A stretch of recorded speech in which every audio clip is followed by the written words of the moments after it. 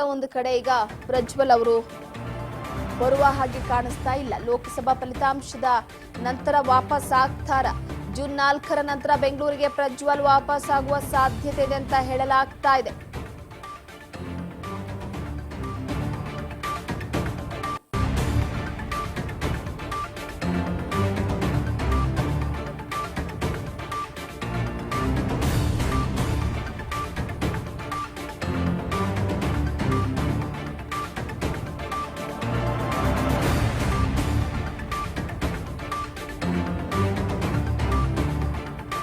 ಲೋಕಸಭೆಯ ಫಲಿತಾಂಶದ ನಂತರ ಪ್ರಜ್ವಲ್ ವಾಪಸ್ ಆಗ್ತಾರ.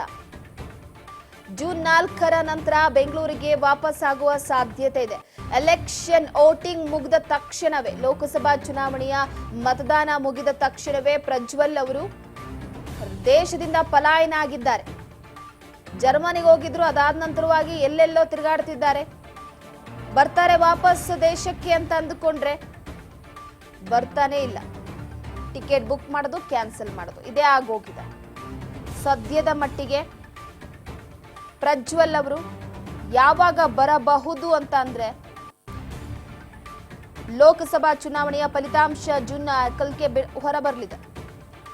ಲೋಕಸಭಾ ಫಲಿತಾಂಶದ ನಂತರ ಪ್ರಜ್ವಲ್ ಅವರು ವಾಪಸ್ ಆಗ್ತಾರ ಅನ್ನುವಂತಹ ಒಂದು ಪ್ರಶ್ನೆ ಸದ್ಯಕ್ಕೆ ಕಾಡ್ತಾ ಇದೆ.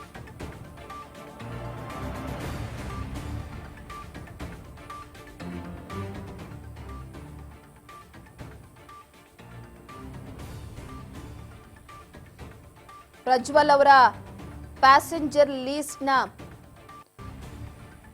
ಮಾಹಿತಿಯನ್ನ ಎಸ್ಐಟಿ ಅಧಿಕಾರಿಗಳು ಆಗಾಗ ಪಡಿತಾ ಇರ್ತಾರೆ. ವಿಮಾನ ನಿಲ್ದಾಣದಲ್ಲಿ ಒಂದು ತಂಡವೇ ಬೀಡು ಬಿಟ್ಟಿದೆ. ಪ್ರಜ್ವಲ್ ಅವರು ಬರ್ತಾ ಇದ್ದಾರೆ ಅಂತ ತಿಳಿತಾ ಇದ್ದ ಕೂಡಲೇ ಅವರನ್ನ ಅರೆಸ್ಟ್ ಮಾಡಿ ಸೀದಾ ವಿಚಾರಣೆಗೆ ಕರೆದುಕೊಂಡು ಹೋಗೋದಕ್ಕೆ ಒಂದು ಕಡೆ ಬೀಡು ಬಿಟ್ಟಿದೆ ಎಸ್ಐಟಿ ಅಧಿಕಾರಿಗಳ ತಂಡ ಏರ್ಪೋರ್ಟ್ನಲ್ಲಿ.